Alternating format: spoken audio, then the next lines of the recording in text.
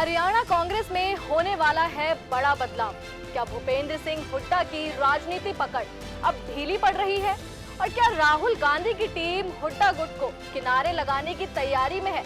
भिवानी से सामने आई एक बड़ी राजनीतिक खबर ने इन सवालों को हवा दे दी है। राहुल गांधी की टीम हरियाणा कांग्रेस में बदलाव की दिशा में तेजी से कदम बढ़ा रही है। इसी कड़ी में भिवानी पहुंचे ऑल इंडिया कांग्रेस कमेटी के सचिव मनोज चौहान ने कुछ ऐसा बयान दे दिया जिसे हरियाणा की सियासत में हलचल मच गई है। मनोज चौहान ने साफ कहा कि राहुल गांधी के निर्देश पर 30 जून तक हरियाणा में जिला अध्यक्षों का चुनाव कर लिया जाएगा, लेकिन इस बार संगठन निर्माण में किसी एक नेता की नहीं चलेगी। साफ शब्दों में कहा, हुड्डा की एक तरफा चौधर नहीं चलेगी। हरियाणा कांग्रेस में पिछले 12 सालों से संगठन का भारी संकट रहा है और ऐसा माना जा रहा है कि यही वजह है जिससे कांग्रेस को बार बार हार का सामना करना पड़ा। लेकिन कुछ दिन पहले राहुल गांधी चंडीगढ़ आए और वरिष्ठ नेताओं के साथ लंबी चर्चा की। इसके बाद उन्होंने हरियाणा में संगठन को मजबूत करने के लिए 30 जून तक जिला अध्यक्ष बनाने की डेडलाइन भी दे दी।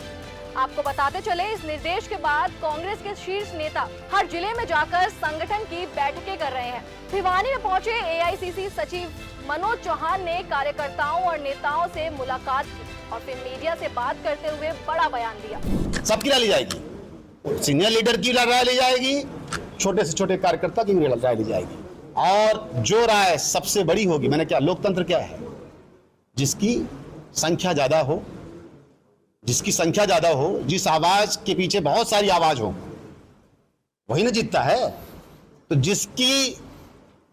जिस आवाज के पीछे बहुत सारी आवाज होंगी, जिसको पूरा जिला चाहता होगा, पूरे जिले के कार्यकर्ता जिसको ज्यादा चाहते होंगे, वो बनेगा जिला अध्यक्ष। हरियाणा में घरों के अंदर बटी हुई है कांग्रेस, आदत है कि ये सब देखिए, ऐसा है, ये सब ऐसा कुछ नहीं। मैं बता दूं स्पष्ट तौर पर, ऐसा कुछ नहीं। जिस तरह की बात आप कर रहे हो, गुटों के अंदर बटी कांग्रेस, हर घर में डिफरेंसेस विचारों को लेकर होता है। कांग्रेस, मेरी बात सुनिए, क्या है, हम भाजपा नहीं है कि नागपुर हेडक्वार्टर से फरमान जारी हुआ, फैसला हो गया, मोदी और शाह ने फरमान जारी किया, फैसला हो गया। हमारे यहाँ पर्ची पे मुख्यमंत्री नहीं बनता, पर्ची पे मुख्यमंत्री नहीं बनता। एक सुन तो लीजिए, मैंने क्या कहा, पर्ची पे मुख्यमंत्री नहीं बनता ना। यहाँ हमारे यहाँ राय मशविरा होता है, डेमोक्रेटिक तरीके से हर लीडर को अपनी बात रखने का हक है। उन्होंने कहा, हमारा 12 साल से संगठन नहीं है, इसका नुकसान कांग्रेस को हुआ है, लेकिन अब सब बदलेगा। उन्होंने बताया कि जिला अध्यक्षों के चयन के बाद मंडल, ब्लॉक और गांव स्तर तक अध्यक्ष नियुक्त किए जाएंगे। जब उनसे पूछा गया कि क्या एक नेता की पसंद से अध्यक्ष बनाए जाएंगे और बाकियों की अनदेखी होगी, तो उन्होंने कहा, अब पहले वाली बात नहीं है, ये राहुल गांधी का विजन है, ये कांग्रेस है, यहाँ हर किसी को अपनी बात रखने का अधिकार है। भाजपा नहीं है जहाँ फैसले नागपुर से होते हैं या पर्ची से मुख्यमंत्री बनते हैं। मनोज चौहान ने आगे कहा कि राहुल गांधी ने केंद्र सरकार को 3 कृषि कानून रद्द करने और जातीय जनगणना जैसे बड़े फैसले के लिए मजबूर किया।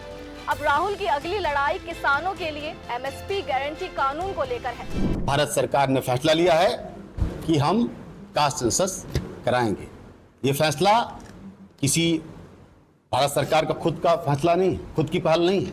इसमें आदरणीय नेता राहुल गांधी जी के 2 साल के प्रयासों का ये फल है, क्योंकि यदि खुद का होता तो सुप्रीम कोर्ट जाके इसके खिलाफ में बात न रखते। तो जैसा कि राहुल जी सरकार में, व्यवस्था में, हर जगह वो सामाजिक न्याय की बात कर रहे हैं, सोशल जस्टिस की बात कर रहे हैं, इसलिए सबसे पहले वो अपने खुद के कांग्रेस के संगठन में सोशल जस्टिस देने की बात कर रहे हैं। लेकिन सबसे अहम बात आई जब उनसे पूछा गया कि क्या जिला अध्यक्षों के चयन में भूपेंद्र सिंह हुड्डा और दीपेंद्र सिंह की ही चलेगी। इस बार मनोज चौहान ने 2 टूक जवाब दिया, ऐसा नहीं होगा, हर छोटे बड़े नेता और कार्यकर्ताओं की राय ली जाएगी। हालांकि मनोज चौहान के इस बयान के बाद सवाल उठने लगे हैं, क्या वाकई कांग्रेस में सबकी राय ली जाएगी या फिर हमेशा की तरह हुड्डा गुट की ही चलेगी। फिलहाल राहुल गांधी के निर्देश के बाद हरियाणा कांग्रेस में बगावती सुर कम जरूर हुए हैं, लेकिन संगठनात्मक फैसलों को लेकर अब भी बहुत कुछ सस्पेंस में है। ये देखना दिलचस्प होगा कि 30 जून तक कांग्रेस का ये नया ढांचा किस दिशा में जाता है और क्या वाकई हुड्डा की चौधर अब खतरे में है। जानने के लिए बने रहे हमारे साथ और देखते रहे खबर फास्ट का डिजिटल प्लेटफॉर्म। धन्यवाद।